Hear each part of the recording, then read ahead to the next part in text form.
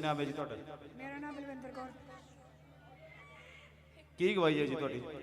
मेरी गवाही यह है कि मेरी बेटी ठीक नहीं रही, लैटरिन बाथरूम उत्ते कर देंदी सी और कित्थों दे रहण वाले जी?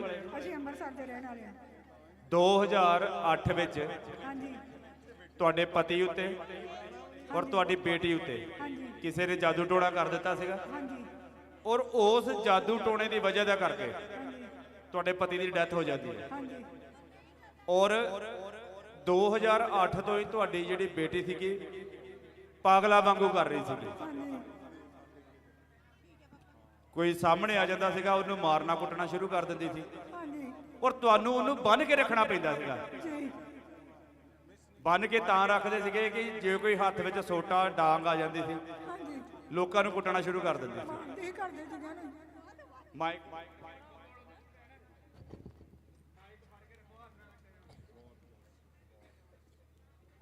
ਹੱਥ ਵਿੱਚ ਕੋਈ ਸੋਟਾ ਕੋਈ ਡਾਂਗ ਆ ਜਾਂਦੀ ਮੋਹਰੇ ਜਿਹੜਾ ਵੀ ਆਉਣਾ ਉਹਦੇ ਮਾਰ ਦਿੰਦੀ ਸੀ।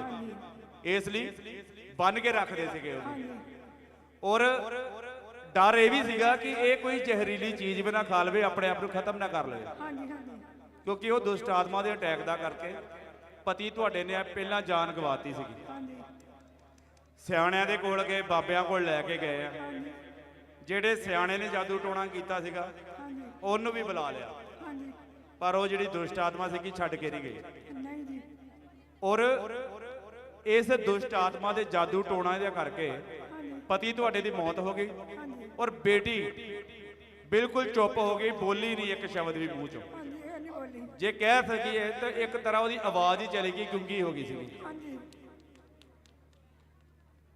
ਬਾਥਰੂਮ ਟਾਇਲਟ ਵੀ ਜਿਹੜਾ ਬੈੱਡ ਦੇ ਉੱਤੇ ਤੁਸੀਂ ਕਿਹਾ ਸੀਗਾ ਉਹ ਕਰ ਦਿੰਦੀ ਸੀਗੀ। ਹਾਂਜੀ ਉੱਤੇ ਕਰਦੀ ਸੀ, ਇੱਥੇ ਵੀ ਚਰਚੇ ਦੇ ਵਿੱਚ ਵੀ ਨਿਕਲ ਜਾਂਦਾ ਸੀ, ਵਿੱਚ ਹੀ ਕੱਪੜਿਆਂ ਦੇ ਵਿੱਚ ਹੀ, ਜਾਣੀ ਕਿ ਪਤਾ ਹੀ ਨਹੀਂ ਲੱਗਦਾ ਸੀਗਾ ਉਹਨੂੰ। ਉਹਨੂੰ ਕੋਈ ਸੋਚ ਹੀ ਨਹੀਂ ਹੈਗੀ। ਇਹੋ ਜਿਹੀ ਕੋਈ ਸੁਰਤ ਹੀ ਨਹੀਂ ਰਹਿ ਗਈ ਸੀਗੀ। ਹਾਂਜੀ ਬਾਬਿਆਂ ਕੋਲ ਧੱਕੇ ਖਾਦੇ ਬਥੇਰੀ ਦੇਰ, ਹਰ ਬੰਨੇ ਜਾ ਕੇ ਦੇਖਿਆ, ਹਾਂਜੀ ਡਾਕਟਰੀ ਇਲਾਜ ਵੀ ਬਹੁਤ ਕਰਾਏ। ਡਾਕਟਰੀ ਇਲਾਜ ਵੀ ਕਰਵਾਇਆ। ਤੇ ਡਾਕਟਰਾਂ ਦਾ ਕੀ ਕਹਿਣਾ ਸੀਗਾ ਜਦੋਂ ਡਾਕਟਰਾਂ ਕੋਲ ਤੁਸੀਂ ਫਿਰ ਲੈ ਕੇ ਜਾਂਦੇ ਸੀ? ਕੁਛ ਨਹੀਂ ਸੀ ਆਉਂਦਾ। ਅਸੀਂ ਕਿ ਸਾਨੂੰ ਲੋਕ ਕਹਿੰਦੇ ਕਿ ਪਾਗਲ ਹੋ ਗਈ ਆ।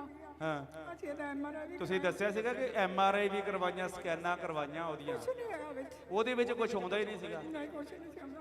ਕਿਉਂਕਿ ਬਿਮਾਰੀ ਹੋਵੇ ਤਾਂ ਉਹ ਸਕੈਨਾਂ ਚ ਆਵੇ। ਹੁਣ ਹੈ ਹੀ ਦੁਸ਼ਟ ਆਤਮਾ, ਉਹ ਕਿੱਦਾਂ ਸਕੈਨਾਂ ਚ ਆ ਜਾਊਗੀ? ਹਾਂਜੀ ਬਾਬਿਆਂ ਦੇ ਕੋਲ ਜਦੋਂ ਲੈ ਕੇ ਗਏ ਬਾਬੇ ਕੀ ਕਹਿੰਦੇ ਸੀ? ਮਾਪਿਆਂ ਨੇ ਮੈਂ ਬਾਬਿਆਂ ਤੇ ਵਿਸ਼ਵਾਸ ਨਹੀਂ ਕਰਦੀ। ਜਦੋਂ ਮਾਈਕ ਤੁਸੀਂ ਛੱਡ ਦਿਓ, ਭੈਣ ਨੂੰ ਫੜਨ ਦਿਓ ਮਾਈਕ। ਜਦੋਂ ਇਹ ਬਿਮਾਰ ਹੋਈ ਆ, ਜਦੋਂ ਇਹ ਬਿਮਾਰ ਹੋਈ ਆ ਹਾਂ ਤਾਂ ਅਸੀਂ ਗੁਆਂਢੀਆਂ ਨੇ ਪਾਗਲ ਵਾਂਗਰੀਆਂ ਕਰਦੇ ਸੀ। ਤਾਂ ਜਦੋਂ ਅਸੀਂ ਉਹਨਾਂ ਨੇ ਸਾਨੂੰ ਕਿਹਾ ਕਿ ਸਾਥੋਂ ਗਲਤੀ ਹੋ ਗਈ ਆ ਹਾਂ ਤਾਂ ਜਿਹੜੇ ਸਿਆਣੇ ਨੇ ਇਹਨੂੰ ਕੀਤਾ ਅਸੀਂ ਉਹ ਲੈ ਆਈਏ, ਪਰ ਸਾਨੂੰ ਇਹਨਾਂ ਚੀਜ਼ਾਂ ਦਾ ਪਤਾ ਨਹੀਂ ਕਿਉਂਕਿ ਮੈਂ ਸਿਆਣਿਆਂ ਨੂੰ ਜਾਣਦੀ ਨਹੀਂ ਸਾਂ। ਹਾਂ ਤਾਂ ਜਦ ਉਸ ਸਿਆਣੇ ਨੂੰ ਲਿਆਂਦਾ ਤਾਂ ਕੁੜੀ ਖੇਡਣ ਬਿਠਾ ਦਿੱਤੀ। ਸਿਆਣੇ ਨੂੰ ਘਰੇ ਲੈ ਕੇ ਆਏ? ਹਾਂਜੀ ਅੱਛਾ ਜੀ। ਤਾਂ ਫਿਰ ਉਹਨੇ ਕੀ ਕੀਤਾ ਕਿ ਕੁੜੀ ਨੇ ਉਸ ਸਿਆਣੇ ਦੇ ਚਪੇੜਾ ਮਾਰੀਆਂ। ਅੱਛਾ, ਜਿਹੜੇ ਬਾਬੇ ਨੇ ਉਹ ਜਿਹੜਾ ਸਿਆਣਾ ਸੀਗਾ, ਹਾਂਜੀ ਦੁਸ਼ਟ ਆਤਮਾ ਜਿਹੜੀ ਕੱਲੀ ਸੀਗੀ, ਹਾਂਜੀ ਉਹੋ ਹੀ ਬਾਬੇ ਦੇ ਕੋਲ ਤੁਸੀਂ ਪਹੁੰਚ ਜਾਂਦੇ ਹੋ ਹਾਂਜੀ ਉਹਨੂੰ ਬਾਹਰ ਕੱਢਣ ਦੇ ਲਈ, ਹਾਂਜੀ ਹਾਂਜੀ ਪਰ ਉਲਟਾ ਤੁਹਾਡੀ ਬੇਟੀ ਨੇ ਉਹਦੇ ਥੱਪੜ ਮਾਰ ਦਿੱਤੇ। ਥੱਪੜ ਮਾਰ ਦਿੱਤੇ। ਅੱਛਾ ਬੇਟੀ ਨੇ ਉਹ ਜਿਹੜੀਆਂ ਚੀਜ਼ਾਂ ਸੀ ਉਹ ਬੋਲਦੀਆਂ ਵਿੱਚੋਂ ਕਿ ਤੁਸੀਂ ਇਹ ਘਰੋਂ ਵੀ ਕੱਢ ਕੇ ਇੱਧਰ ਘੱਲਿਆ, ਇੱਧਰੋਂ ਵੀ ਕੱਢ ਕੇ ਇੱਧਰ ਘੱਲਿਆ, ਕਿਉਂਕਿ ਦੋ ਘਰਾਂ ਨੇ ਹੀ ਕੀਤਾ ਸੀ ਰਲ ਕੇ। ਹਾਂ ਤਾਂ ਜਦੋਂ ਉਹਨੂੰ ਇੰਨਾ ਪਤਾ ਲੱਗਾ ਤੇ ਦੂਜੇ ਦਿਨ ਆਇਆ ਜਦੋਂ ਤਾਂ ਕਹਿਣ ਲੱਗਾ ਮਾਤਾ ਮੈਨੂੰ ਤਾਲਾ ਫੜਾਇਓ ਜੇ। ਹਾਂ ਮੈਨੂੰ ਇਹਨਾਂ ਗੱਲਾਂ ਦਾ ਪਤਾ ਨਹੀਂ, ਮੈਂ ਤਾਲਾ ਫੜਾ ਦਿੱਤਾ।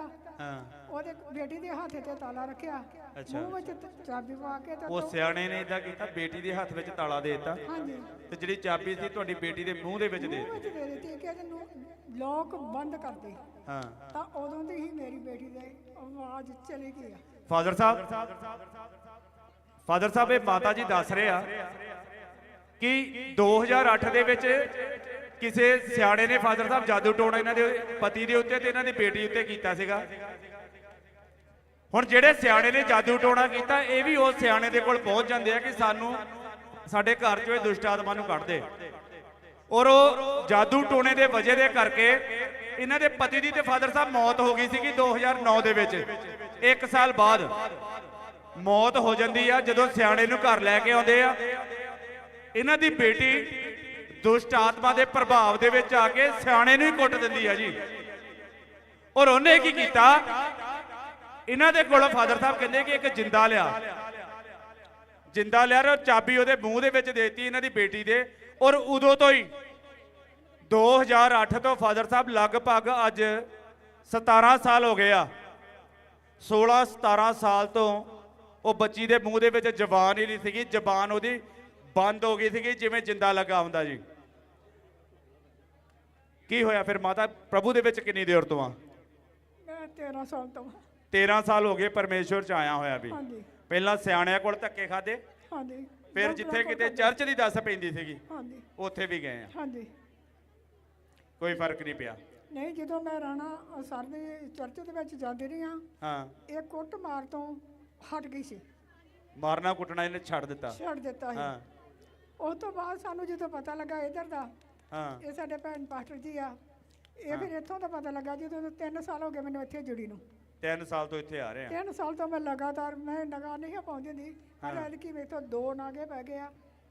1 ਫਰਵਰੀ ਨੂੰ ਹੁਣ 3 ਸਾਲ ਤੋਂ ਅੱਠ ਲਗਾਤਾਰ ਨੂੰ ਇੱਥੇ ਆ ਰਹੇ ਆ। ਹਾਂਜੀ। ਰਿਜ਼ਲਟ ਕੀ ਆਇਆ ਫਿਰ ਉਹਦਾ? ਹੁਣ ਬਹੁਤ ਵਧੀਆ ਸੰਤਾਂ ਦੀ ਪ੍ਰੇਰਣਾ ਦੇ ਨਾਲ ਮੇਰੀ ਬੱਚੀ ਹਾਂ, ਕੱਲ ਸ਼ੁੱਕਰਵਾਰ ਉਹਨੇ ਕਿਹਾ ਕਿ ਮੰਮਾ ਮੈਨੂੰ ਭੁੱਖ ਲੱਗੀ ਆ। ਕਿੰਨੇ ਸਾਲਾਂ ਬਾਅਦ ਬੋਲੀ? 8 ਸਾਲ ਬਾਅਦ। ਅੱਜ ਉਹਨੇ ਫੇਰ ਮੈਨੂੰ ਕਿਹਾ ਰਾਤ, ਹਾਂ, ਮੰਮਾ ਮੈਨੂੰ ਭੁੱਖ ਲੱਗੀ ਆ, ਮੈਂ ਸਾਗ ਨਾਲ ਤੇ ਰੋਟੀ ਖਾਣੀ ਕਿੰਨੇ ਆ। ਸਾਲਾਂ ਬਾਅਦ ਭੈਣ ਤੁਸੀਂ ਆਪਣੀ ਬੇਟੀ ਦੀ ਆਵਾਜ਼ ਨੂੰ ਸੁਣਿਆ? 8 ਸਾਲ ਬਾਅਦ। ਫਾਦਰ ਸਾਹਿਬ 8-9 ਸਾਲ ਬਾਅਦ ਇੱਕ ਮਾਂ ਆਪਣੇ ਬੇਟੀ ਦੀ ਆਵਾਜ਼ ਸੁਣਦੀ ਆ, ਔਰ ਬੇਟੀ ਜਿਹੜੀ ਜਾਦੂ ਟੋਣੇ ਦੇ ਪ੍ਰਭਾਵ ਦੇ ਵਿੱਚ ਸੀਗੀ। ਜਾਦੂ ਟੋਣਾ ਵੀ ਕੋਈ ਹਲਕਾ ਮਾੜਾ ਮੋਟਾ ਨਹੀਂ ਫਾਦਰ ਸਾਹਿਬ, ਮੌਤ ਹੋ ਗਈ ਇਹਨਾਂ ਦੇ ਘਰ ਦੇ ਵਿੱਚ, ਇਹਨਾਂ ਦੇ ਹਸਬੈਂਡ ਦੀ। ਪਰ ਜਦੋਂ ਹੁਣ 13 ਸਾਲ ਤੋਂ ਕਹਿੰਦੇ ਪ੍ਰਭੂ 'ਚ ਆ, ਚਰਚਾਂ 'ਚ ਗਏ ਆ, ਕੋਈ ਫਰਕ ਨਹੀਂ ਪਿਆ। ਪਰ ਜਦੋਂ ਮਹਾ ਸਾਮਰ ਦੇ ਬਾਰੇ ਪਤਾ ਲੱਗਾ ਕਿ ਫਾਦਰ ਸਾਹਿਬ ਦੇ ਨਾਲ, ਆਪਣੇ ਅਗੂਏ ਦੇ ਨਾਲ ਹੁਣ ਇੱਕ ਮਨ ਇਕਜੁੱਟ ਹੋਣਾ ਪੈਣਾ, ਮੈਨੂੰ ਲਗਾਤਾਰ ਚਰਚ ਦੇ ਵਿੱਚ ਆਉਣਾ ਵੀ ਪੈਣਾ, ਧੰਨਵਾਦ। ਬਾਰ-ਬਾਰ ਫਾਦਰ ਸਾਹਿਬ ਤੋਂ ਆਪਣੇ ਸਿਰ ਦੇ ਉੱਤੇ ਹੱਥ ਰਖਵਾਉਣਾ ਪੈਣਾ, ਤਾਂ ਹੀ ਮੇਰੇ ਜਿਹੜੀ ਬੇਟੀ ਦੇ ਉੱਤੇ ਇਹ ਜਿਹੜੀਆਂ ਦੁਸ਼ਟ ਆਤਮਾਵਾਂ ਗੰਦੀਆਂ ਆ ਇਹ ਛੱਡ ਕੇ ਜਾਣਗੀਆਂ।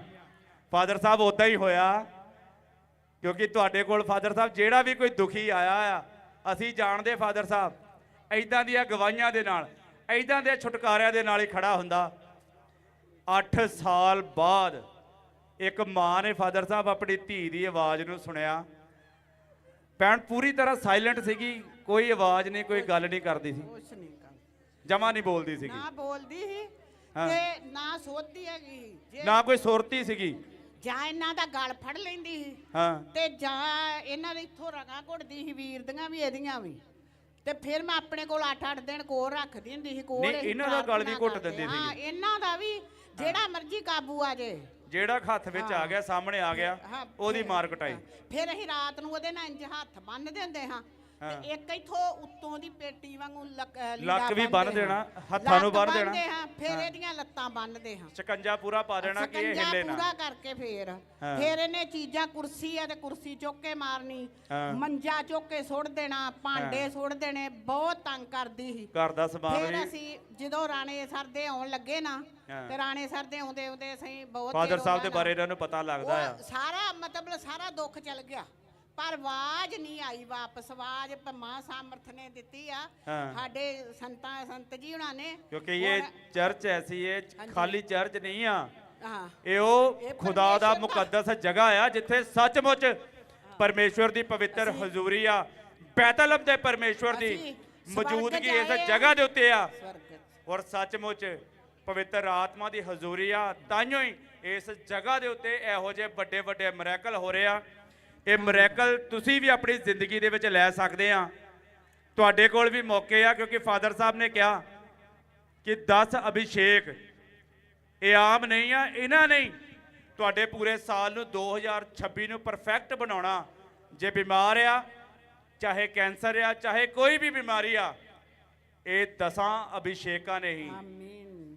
ਤੁਹਾਨੂੰ ਤੁਹਾਡੇ ਜ਼ਿੰਦਗੀ ਮੁਬਾਰਕ ਕਰਕੇ ਦੇ ਦੇਣੀ ਹੈ। ਇਸ ਲਈ ਘਰਾਂ ਦੇ ਵਿੱਚ ਨਾ ਹੁਣ ਬੈਠਿਓ, ਆਪਣੇ ਘਰਾਂ ਚੋਂ ਨਿਕਲੋ, ਪੂਰੇ ਪਰਿਵਾਰਾਂ ਦੇ ਨਾਲ ਇਹ 10 ਅਭਿਸ਼ੇਕ ਜਿਹੜੇ ਹੋ ਰਿਹਾ ਪੂਰਾ ਫਾਇਦਾ ਚੱਕ ਲਓ, ਗਵਾਹੀਆਂ ਬਣਾ ਲਓ, ਕਿਉਂਕਿ ਇਹ ਸਾਲ ਐਸਾ ਆ, ਇਤਿਹਾਸਿਕ ਸਾਲ ਇਸ ਲਈ 10 ਅਭਿਸ਼ੇਕ ਜ਼ਰੂਰ ਕਰਵਾਓ, ਕਿਉਂਕਿ ਅੱਜ ਤੀਜਾ ਅਭਿਸ਼ੇਕ ਹੋਣ ਜਾ ਰਿਹਾ।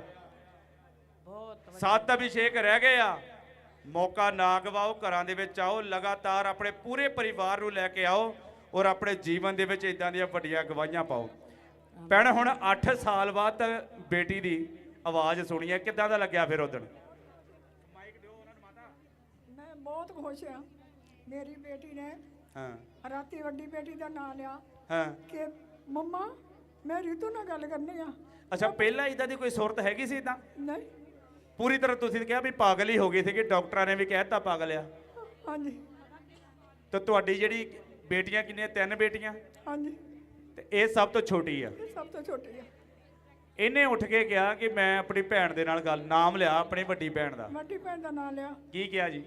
ਕਿਹਾ ਮੰਮਾ ਮੇਰੀ ਰੀਤੂ ਨਾਲ ਤੇ ਬਿੱਟੂ ਨਾਲ ਗੱਲ ਕਰੋ, ਉਹਦੇ ਪ੍ਰਾਹੁਣੇ ਦਾ ਨਾਂ ਤੇ ਉਹਨਾਂ ਦੋਵਾਂ ਜੀਆਂ ਦਾ ਨਾਂ ਲਿਆ। ਅੱਛਾ, ਆਪਣੇ ਜੀਜੇ ਦਾ ਵੀ ਨਾਮ ਲਿਆ ਕਿ ਮੈਂ ਉਹਨਾਂ ਦੇ ਨਾਲ ਗੱਲ ਕਰਨੀ ਆ। ਗੱਲ ਕਰਨੀ ਆ। ਉਹਨਾਂ ਨੂੰ ਕਹੋ ਸਾਨੂੰ ਮੋਟਰਸਾਈਕਲ ਤੇ ਆ ਕੇ ਲੈ ਜਾਣ, ਅਸੀਂ ਕਿੱਥੇ ਬੈਠੇ ਆ, ਮੰਮੀ ਪਤਾ ਨਹੀਂ ਕਿੱਥੇ ਲੈ ਕੇ ਬੈਠੀ ਮੈਨੂੰ। ਇਹ ਇੰਨੀਆਂ ਗੱਲਾਂ ਉਹਨੇ 8 ਸਾਲ ਬਾਅਦ ਕੀਤੀਆਂ ਆ ਕੀਤੀਆਂ। ਔਰ ਪੂਰੀ ਤਰ੍ਹਾਂ ਮੂੰਹ ਤੇ ਜਿੰਦਾ ਲੱਗਾ ਹੋਇਆ। ਹਾਂਜੀ। ਫਿਰ ਉਹਨੇ ਮੇਰੀ ਦੂਜੀ ਬੇਟੀ ਦਾ ਨਾਂ ਲਿਆ, ਮੰਮੀ ਮੈਂ ਰਾਜੂ ਨਾਲ ਗੱਲ ਕਰਨੀ ਆ। ਫਿਰ ਦੂਜੀ ਬੇਟੀ ਨੂੰ ਮੈਂ ਫੋਨ ਲਾਇਆ, ਫਿਰ ਉਹਦੇ ਨਾਲ ਵੀ ਗੱਲ ਕੀਤੀ।